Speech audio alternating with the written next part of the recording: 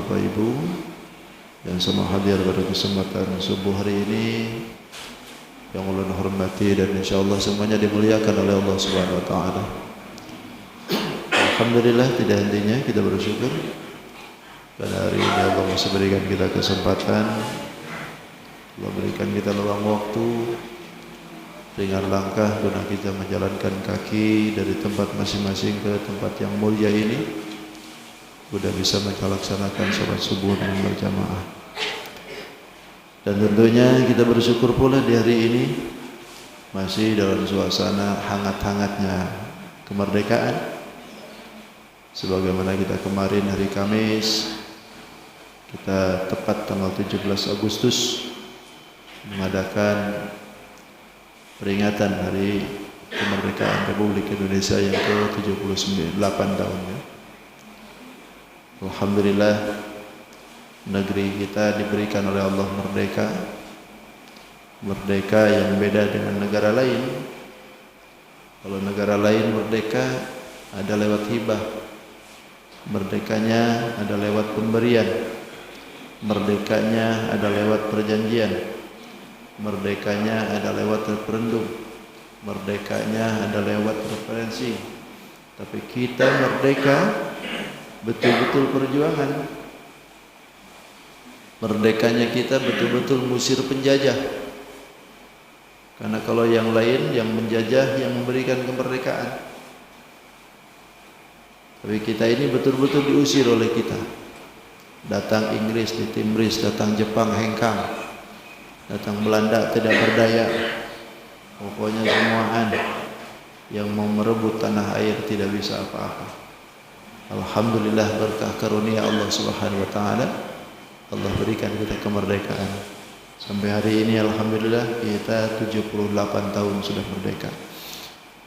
Tentunya dalam kumpulan kita ini tidak boleh kita lupakan jasa-jasa para pahlawan, jasa-jasa bapak kita, uyut kita, kakek kita mungkin, yang sudah mengorbankan pikiran, tenaga, waktu dan harta, bahkan nyawa. Mereka sudah berani berkata bahwasanya lebih baik mati berkalang tanah daripada hidup tercermin bangkai, gitu kan. Itu artinya mereka memang sudah mewakafkan dirinya untuk negara ini.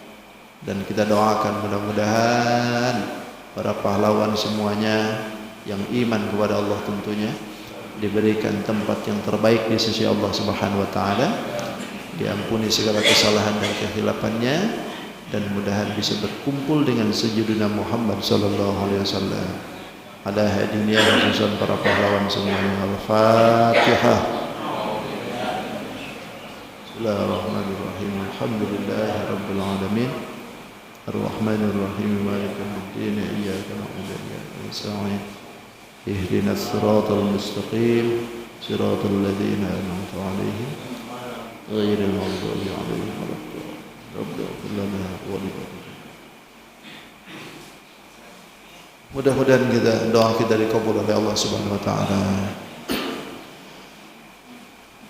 Baik hadirin wal hadirat rahimakumullah, mari kita isi kemerdekaan ini dengan yang baik-baik ya. Para pahlawan akan senang jika generasi ini mengisinya dengan hal-hal yang positif, mengisinya dengan hal-hal yang terbaik tentunya, yang mana negara ini harus maju, negara ini tidak boleh kalah. Kekayaan alam yang ada di negeri kita ini kurang apanya, maka sudah barang tentu ini adalah milik kita. Walaupun sedemikian rupa, alangkah baiknya kita sebagai bangsa ini untuk berpikir maju lagi ke depan. Kita sudah mundur beberapa langkah ke depan. Dari mulai ekonomi, budaya, adat istiadat sudah mulai digeser semua. Jadi generasi kita ini mau dikemanakan lagi nanti? Adat ketimuran kita sudah mulai tergerus dengan adat budaya barat. Gaya-gaya hidup kita kadang-kadang sudah mulai tergerus dengan budaya barat. Bahkan pendidikan kita sudah mulai tergerus juga dengan pendidikan barat-baratan. Jadi kalau seandainya kita ini lebih kepada mereka, tentu yang dikhawatirkan adalah 10-20 tahun ke depan. Maka sudah barang tentu kita harus mencetak kembali generasi ini supaya lebih mengenal lagi adat budaya kita. Sebetulnya kita ini negara kaya yang luar biasa. Apa yang enggak ada di negeri kita? Kalaulah negeri ini mau berpikir, bangsanya mau dipajukan, tentu kita ini lebih hebat dari negara lain.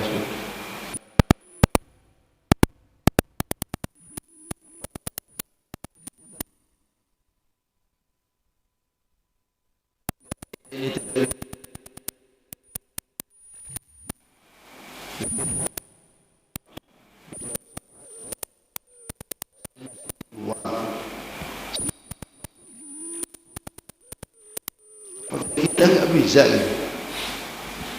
Bisa sebetulnya, orang astronot aja ada di kita di sini.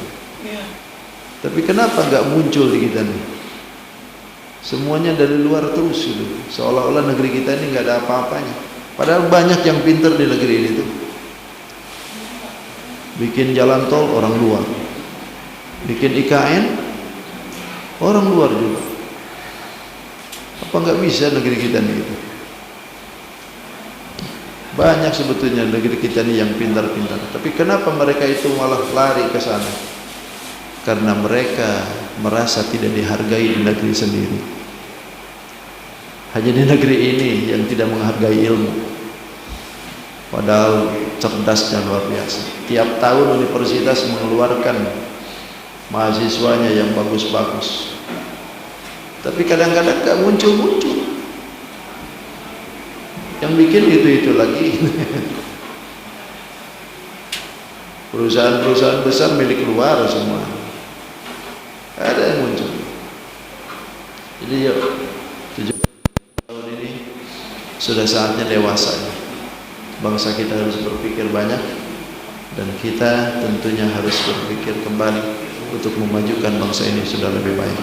Mudah-mudahan kita dorong semua generasi kita mudah menjadi generasi yang soleh-solehah, menjadi generasi yang manfaat, menjadi generasi yang tentunya bisa memajukan negara dan bangsa ini, insyaallah. Amin ya rabbal alamin. Baik, bismillahirrahmanirrahim. Innal ladzina yakfuruna bi ayatillahi wa yaqtuluna an-nabiyyina bighairi haqq. Dalam ayat ini Allah Subhanahu wa taala akan menjelaskan tentang balasan terhadap orang-orang yang membunuh para nabi tentunya. Sebagaimana yang telah disirati dalam ayat sebelumnya juga dalam surat Al-Baqarah, bahwa kelakuan umat yang dulu itu selalu yang namanya orang menyampaikan kebaikan, kebenaran, yang hak selalu dapat tantangan. Kalau tidak diintimidasi, diusir, dihina, dicaci maki, bahkan sampai dibunuh. Dan itu sudah merupakan perjalanan orang-orang yang diberikan oleh Allah mandat, orang-orang yang diberikan oleh Allah tugas untuk menyampaikan kerisalahan. Ya mau bagaimana, gak nyaman gitu. Karena qulil haqqa walau kana murran. Sampaikan yang hak walau kana murran, walaupun pahit rasanya. Mesti disampaikan. Ketika rakyatnya berbuat serong, berbuat onar, berbuat kafir, berbuat kufur, maka terus harus disampaikan. Ketika disampaikan tidak mau terima, nah ini yang bahaya gitu. Kalau disampaikan langsung terima, ya alhamdulillah, enak benar. Yang jadi tantangan itu ketika disampaikan tidak mau terima. Coba tengok, banyak ayat-ayat yang seperti ini yang disuguhkan oleh Allah untuk menjadikan contoh itibar sekaligus pelajaran. Ini bukan hanya orang dulu kan? Bicara orang sekarang yang akan datang juga sama aja begitu. Karena memang sejarah itu selalu terulang, walaupun pada dasarnya akan sama juga seperti itu. Cuman bedanya aja caranya saja dan zaman, waktunya yang beda. Kata Allah Subhanahu wa taala, innal ladzina yakfuruna bi ayatillah wallahu a'lam bi haqiqatil murad. Sesungguhnya orang-orang yang ingkar bi ayatillah, dengan ayat-ayat Allah, wa yaqtuluna, dan mereka membunuh an-nabiyyina, para nabi, bi ghairi haqqin, tanpa ada hak, wa yaqtuluna alladzina ya'muruna bil qist, dan mereka membunuh pula alladzina ya'murun, orang-orang yang selalu merintahkan bil qisti, dengan berlaku adil, minan nasi, dari manusia. Fabashirhum, maka gembirakan, berikan kabar gembira kepada mereka, bi'adzabin alim, dengan siksa yang keras. Ulaika, mereka itulah alladzina habitat, orang-orang yang dibatalkan, dilebur, dihilangkan a'maluhum, amal-amal mereka, fid dunya wal akhirah, di dunia dan akhirat. Wa ma lahum, dan tidak ada bagi mereka min nasirin, yang akan menolong. Allahu akbar.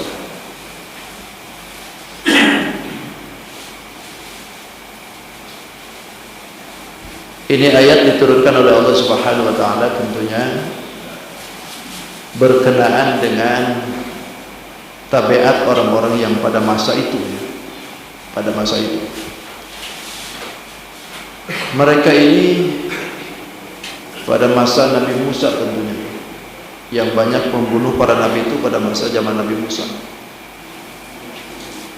Dan ini diberitahukan kepada baginda Rasul agar menjadikan contoh perilaku mereka, bahwa pada dasarnya apa yang disampaikan dalam kebenaran, apa yang disampaikan dalam kebaikan itu tidak selamanya mulus.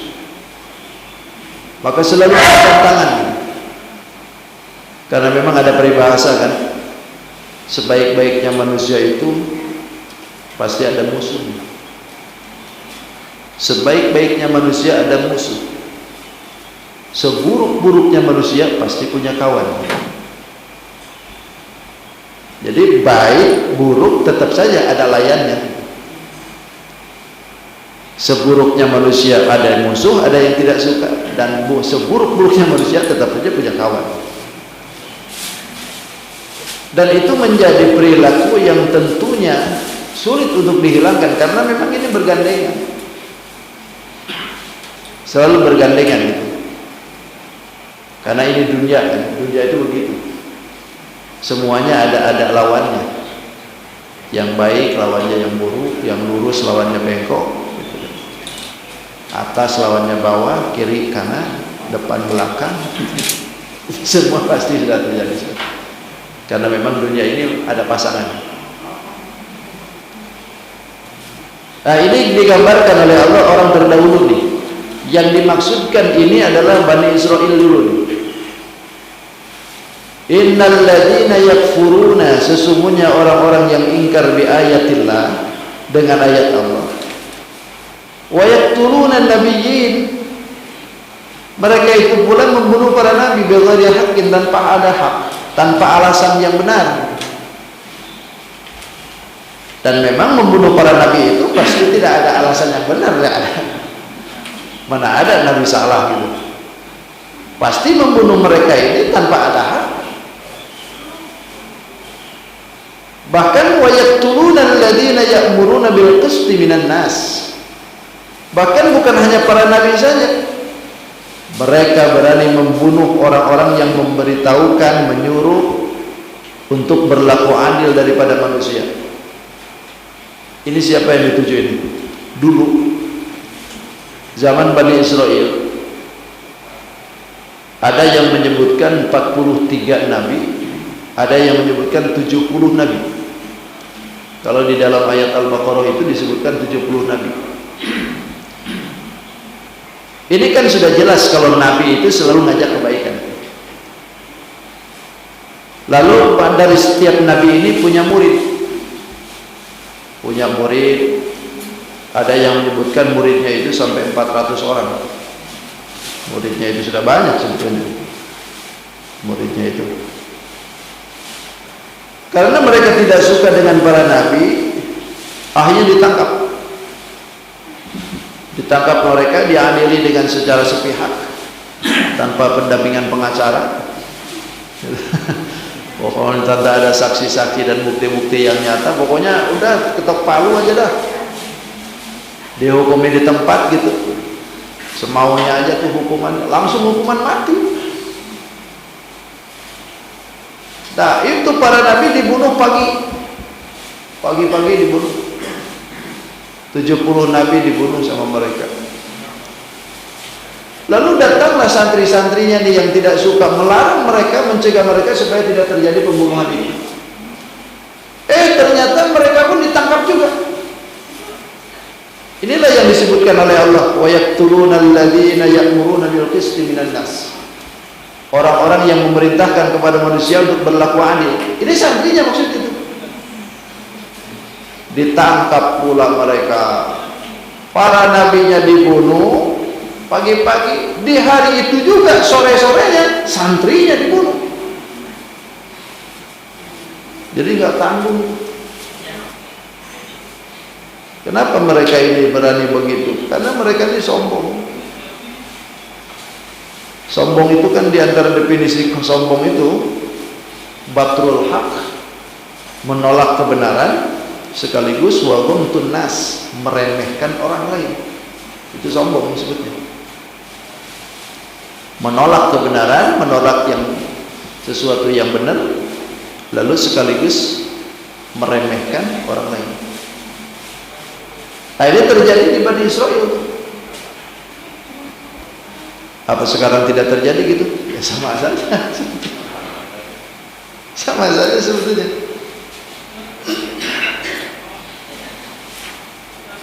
Jadi kelakuan-kelakuan macam seperti ini tuh kadang-kadang orang-orang yang punya kuasa itu ya semaunya aja.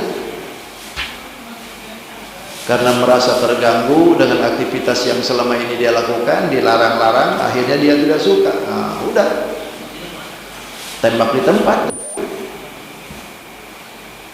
Terjadilah pembunuhan-pembunuhan yang sampai saat ini tidak ada keadilannya tuh.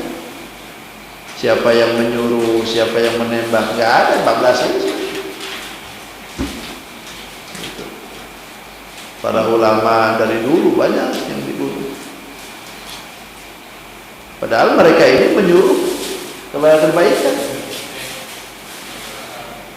Sampai kita tahu bahwa di depan mata kita sudah banyak tersebar siar luar biasa pembunuhan orang-orang soleh yang terjadi dengan begitu saja.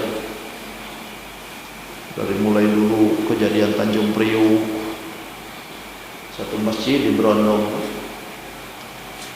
kemudian terjadinya pembunuhan para kiai, alih-alih dukun santet, ujung-ujungnya para kiai. Kemudian pembunuhan ketidaknyamanan dengan berpolitik, kiai yang tidak suka dengan politik, dengan orang-orang yang berpolitik, akhirnya mereka pun juga sama, menjebloskan ke penjara, meninggal di penjara. Kiai-kiai yang mungkin tidak seideologi dengan mereka, yang pada akhirnya semua, bahkan santri-santrinya juga kan kilo 50 di Jabodetabek sampai sekarang jeger-jeger aja, tembak 6 orang meninggal, selesai ya. Gak ada urusannya, seolah-olah nggak bakalan ada pengadilan gitu. Tapi oke, nggak apa-apa, karena memang dunia itu begitu.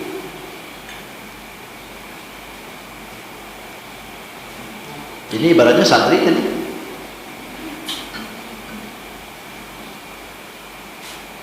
Maka karena perilaku mereka ini seperti ini, fabashirhum bi'adzabin alim. Bashir itu biasanya kabar gembira. Sementara nadir biasanya kabar yang menakutkan, nadir, basyir, nadir. Tapi ini fabashirhum, diberitahukannya oleh Allah tuh fabashirhum, berikan kabar gembira kepada mereka perilaku macam seperti itu bi'adzabin alim, dengan siksa yang keras. Kenapa bahasanya basyir? Karena orang yang berperilaku seperti itu seolah-olah menantang bahwa saya pengen itu. Itu maksudnya. Jadi orang-orang yang berani membunuh orang-orang yang mengajak kepada jalan Allah, itu seolah-olah mereka itu gembira, senang dengan jalan yang dia lakukan itu. Padahal ancaman membunuh tanpa hak itu kan sudah jelas. Kemana arahnya kan? Allah pasti akan murka dengan begitu. Bahkan ketika itu ada seorang sahabat namanya Ubaidah bin Jarrah. Ubaidah bin Jarrah ketika itu nanya ke baginda Rasul, ya Rasulullah, ayyun nasi asyaddu 'adzaban yaumil qiyamah? Siapa manusia yang paling keras nanti disiksa oleh Allah di yaumil qiyamah? Kata Rasul, rajulun qatala nabiyyan, seseorang yang membunuh nabi. Orang yang paling keras nanti disiksa oleh Allah di yaumil qiyamah, orang yang membunuh nabi. Aw man amara bil ma'ruf wa nahaa 'anil munkar, atau orang yang selalu membuat amar ma'ruf nahi munkar. Membunuh nabi, membunuh para muballigh yang menyampaikan kerisalahan, menyuruh orang berbuat baik, melarang orang supaya tidak munkar. Itu orang paling keras. Bahkan dibacain oleh ayatnya, oleh Nabi itu ayat ini. Innal ladzina yakfuruna an-nabiyyin yakfuruna bi ayatillahi wa yaqtuluna an-nabiyyina bighairi haqq wa yaqtulun, dan juga membunuh ya'muruna bil qisti minan nas. Ini dibacain oleh Nabi. Nauzubillahi min dzalik ya. Jadi kalaulah mereka ini lolos sekarang ya, apakah nanti enggak bakalan ini? Pasti bakal begitu juga nanti, disiksa oleh Allah. Bahkan ada yang kirim ke saya itu caption di WA, orang kaya mati, orang miskin mati, kan? Orang rakyat jelata mati, oh pejabat mati. Cuman di situ ada Ferdi Sambo nggak jadi mati. Saya lucu, kepikiran juga nih orang.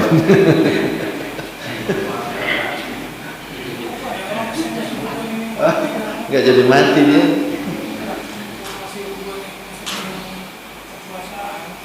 Sekarang digeserkan hukumannya ya, jadi seumur hidup. Nanti kalau pertengahan, nanti lain lagi tuh. Digeser lagi tuh jadi setengah hidup.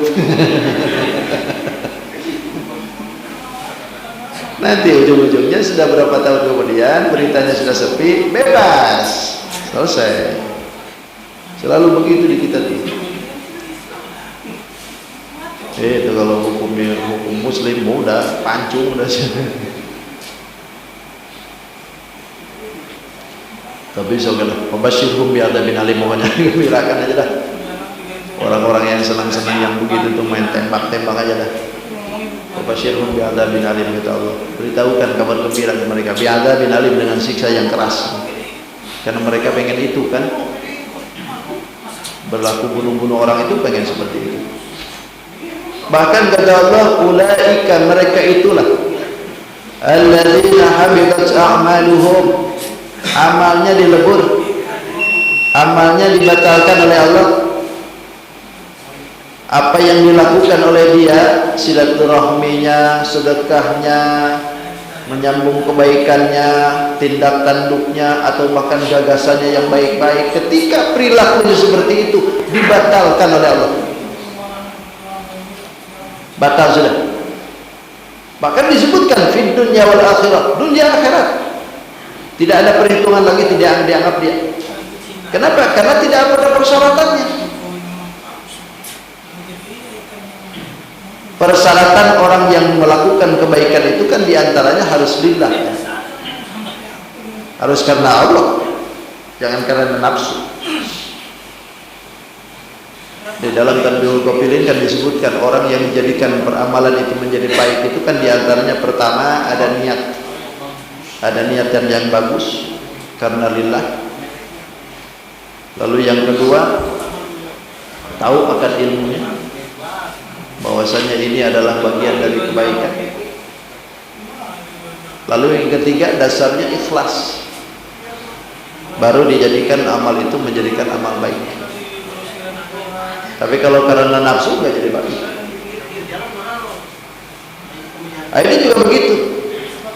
Peramalan yang dilakukan selama ini, baik kebaikan yang dilakukan itu dilebur oleh Allah. Sebagaimana dalam ayat ungkapan yang lain kan disebutkan juga. Masalul ma yunfiquna fi hadhil hayatid dunya kamasalir rihin. Perumpamaan orang-orang yang berinfak, yang menjalankan ibadah, yang menjalankan kebaikan di ini dunia, kata Allah. Orang-orang yang disebutkan ini adalah bagian dari orang-orang yang musyrik, tentunya kafir. Itu kamasalih, seperti angin. Fiha surun asabat harsa qaumin, yang mana di dalam angin itu ada segumpal awan. Yang awan ini awan dingin, lalu ditibakan kepada harsa itu tanaman-tanaman mereka, satu kaum. Yang mana kaum ini fadalamu anfusahum fa'ahlakathu. Angin ini malah jadi merusak. Tanaman bagus ditiup angin, kalau anginnya bagus enak kan. Tapi ini anginnya berhembus mengandung sesuatu angin yang dingin, ditiupkan kepada itu. Yang ada lain bukan hanya menjadikan bagus tanamannya, malah mati, malah rusak semua. Begitulah perumpamaan amal itu. Kalaulah amal itu ditimpanya karena amal soleh, karena lillah, lalu berdasarkan karena keikhlasan, oh bagus. Tapi kalau perilaku amal itu ditimpa dengan yang begituan, itu malah rusak. Sebagaimana yang disebutkan oleh Allah kan, la tubtilu shadaqatikum bil manni wal adha. Jangan engkau ikuti sedekahmu itu bil manni wal adha. Bil manni wal adha, manni itu ngungkit apa yang telah diberikan, wal adha, dan juga perasaan yang menyakitkan. Jangan diikuti seperti itu, karena itu akan jadi batal.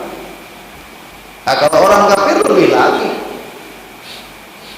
mereka mau memberikan sesuatu ke kita, misalnya mau nyumbang berapa miliar sekalipun, tetap saja hamilat sama dulu. Karena persyaratan mereka ini tidak ada niatan, tidak ada niatan menjadi bagus. Karena niat jadi bagus itu karena lillah. Nah sekarang mereka kan nggak lillah. Makanya ada yang nanya, kenapa orang kafir nggak masuk surga, padahal mereka kan sudah bersedekah. Sedekahnya mereka kadang-kadang lebih gede daripada kita kan. Kita 10.000, mereka 100 juta. Kita 100 juta, mereka 1 miliar kadang-kadang. Tapi kenapa tidak dijadikan amal baik? Karena persyaratannya tidak ada. Karena syarat orang yang menjadikan amal baik di sisi Allah itu ketika dia berlakunya lillah, karena Allah.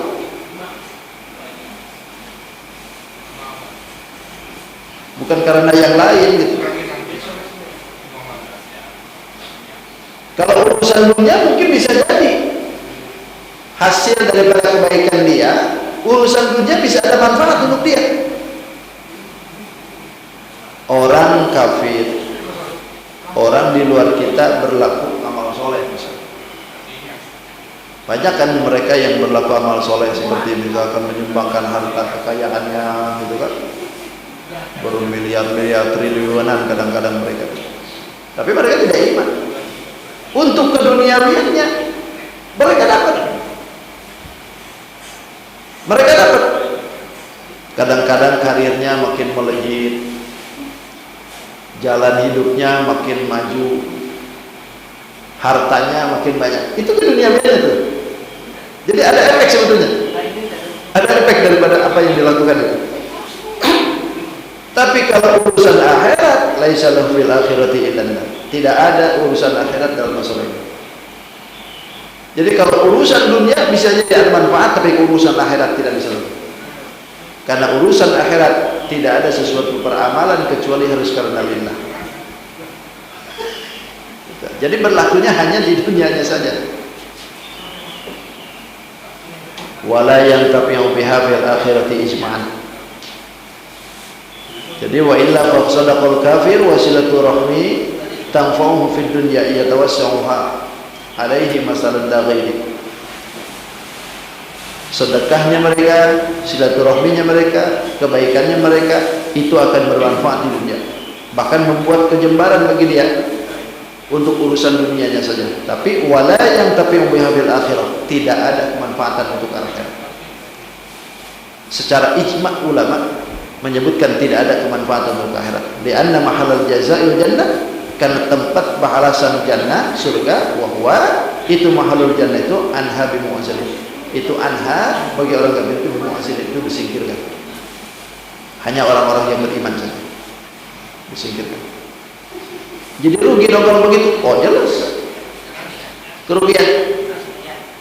kerugian yang didapat dari ayat ini untuk mereka tiga paling tidak.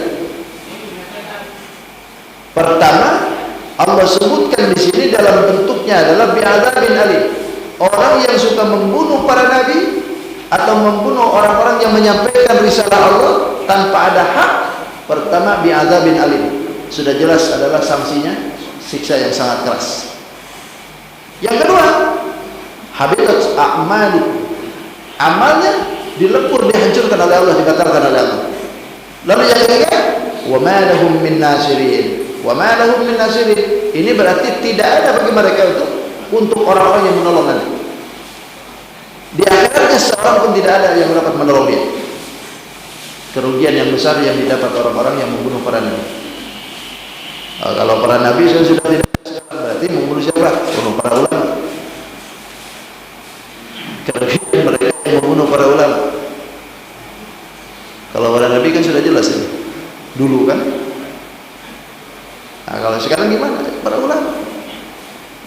Kerugian orang yang membunuh para ulama, yang membunuh orang-orang yang selalu mengerjakan kebaikan, yang membunuh orang menyuruh kepada kebaikan dan melarang kepada keburukan, lalu mereka bunuh, maka sanksi tiga berarti bagi mereka. Siksa yang keras, amal yang dilebur oleh Allah, bahkan tidak ada seorang pun yang bisa menolong. Nauzubillah, semua nauzubillah. Jadi jangan coba-coba sebetulnya. Karena memang tugasnya para ulama ya menyampaikan risalah.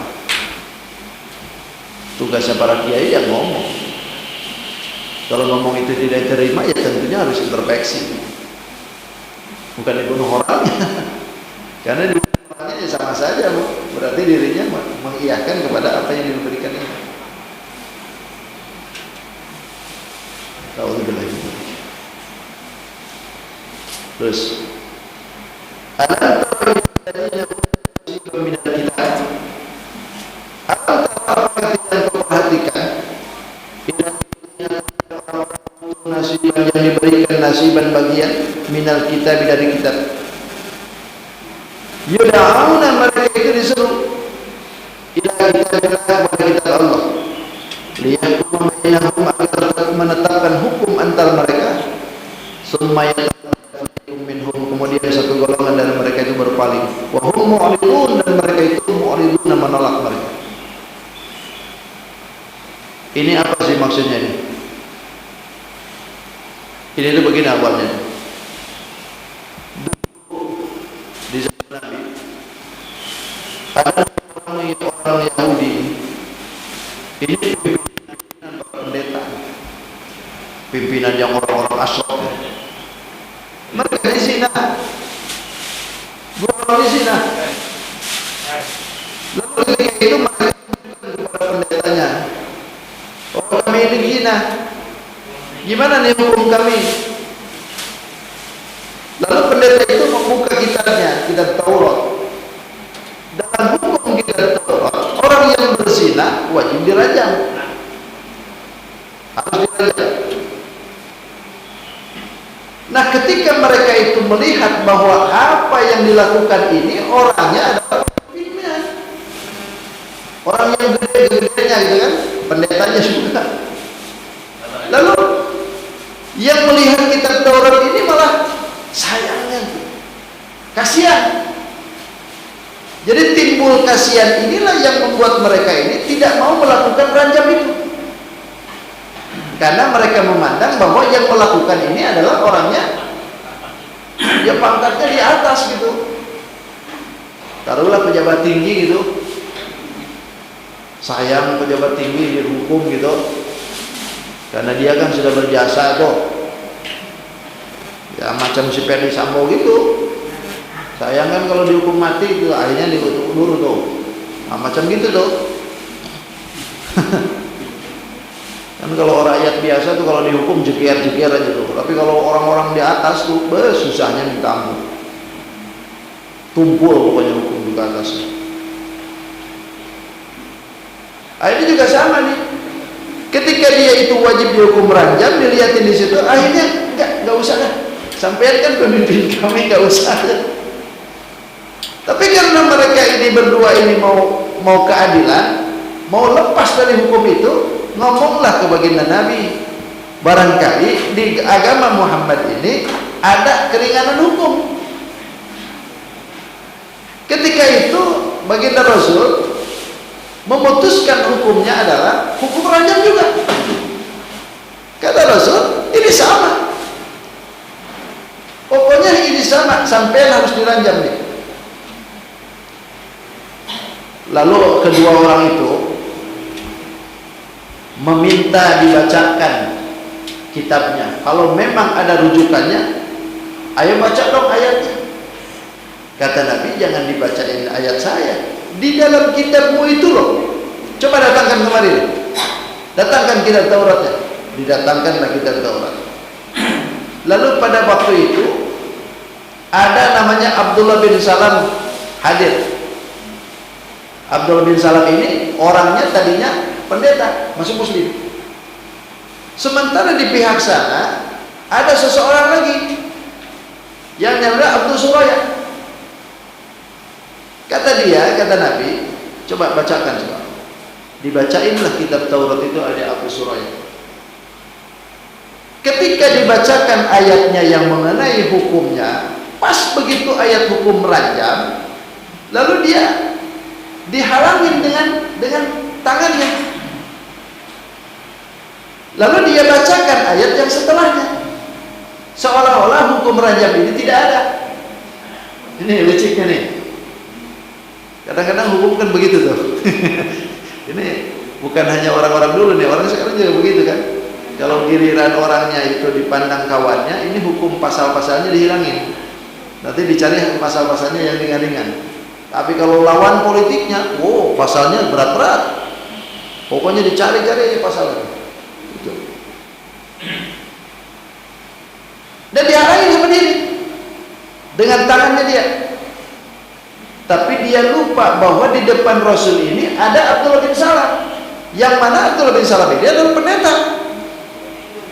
Lalu berbisiklah Abdullah bin Salam ke Rasulullah, ya Rasulullah, sebetulnya dia itu ada yang dilewat tuh. Itu ada yang dilewat, hukum ranjamnya dia sembunyikan itu. Coba tengok di situ, itu disembunyikan itu. Lalu kata Rasul bilang, bacain yang benar. Itu bacain yang benar katanya. Kenapa engkau itu bacainnya setelah itu? Padahal sebelumnya ayat apa? Lalu dibacainlah dia. Ternyata betul juga bahwa orang yang berzina itu hukumnya sama di dalam kitab Taurat, di dalam Al-Quran sama dirangkai. Bahkan di dalam Injil juga sama. Karena memang Al-Quran ini diturunkan oleh Allah penyempurnaan hukum sebetulnya. Hukum-hukum yang berlalu itu disempurnakan dalam Quran. Pada akhirnya mereka pun harus menerima hukum ranjam. Nah, itulah yang disebutkan oleh Allah Subhanahu wa taala. Coba kita perhatikan oleh engkau ya Muhammad terhadap orang-orang yang diberi bagian dari kitab itu. Yud'auna ila kitabillah, mereka itu diseru untuk menegakkan kitab Allah. Liyahkuma bainahum, agar mereka itu menetapkan hukum antara mereka. Tapi buktinya summa yatawalla fariqum minhum, mereka itu berpaling dari sebagian dari mereka itu, wahum mu'aidun, bahkan mereka menolak. Apa maksudnya hukum ini? Makanya jangan heran hukum perzinahan itu mereka sampai sekarang tuh nggak mau tuh hukum ini.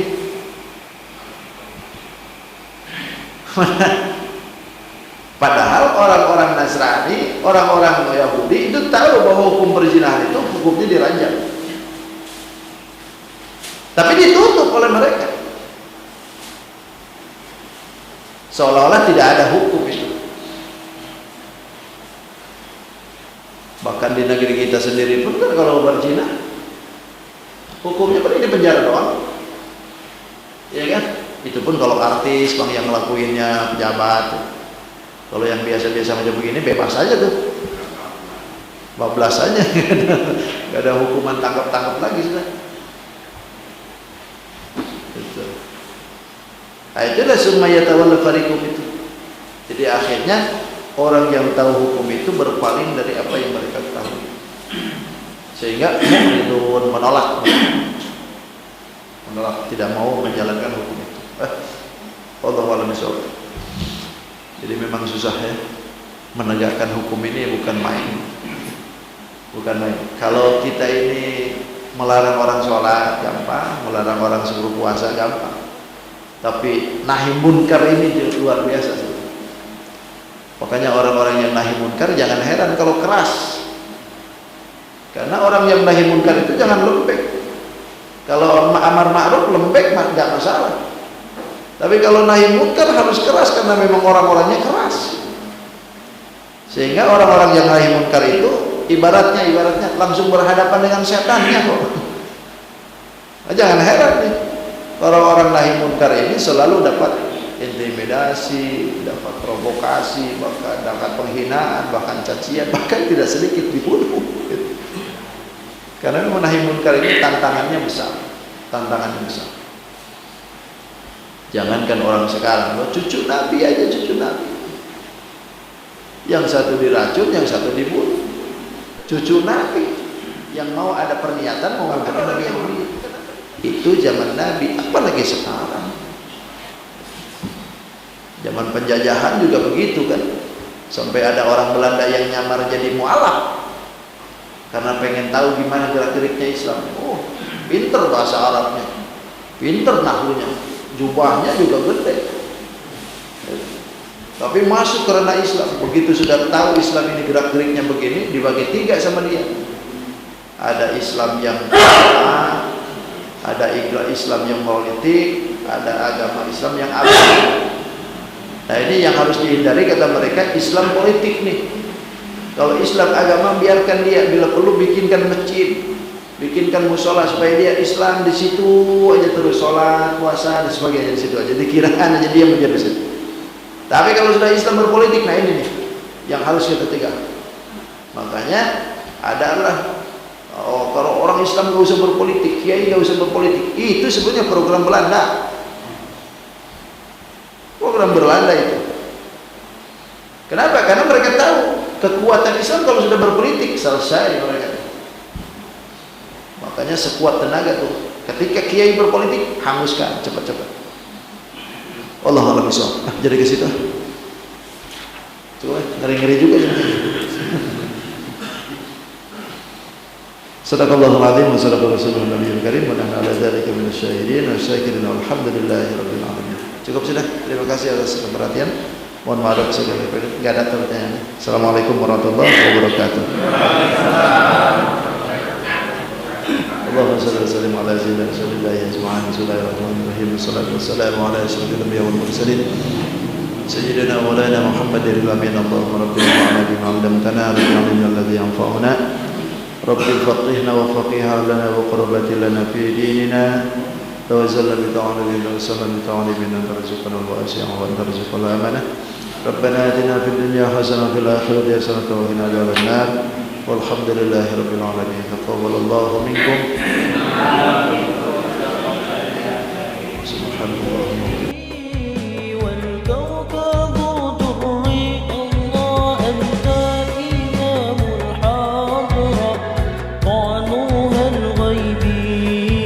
أنت إمام الحاضر سلطانها الغيبي عبد حملي ثقيل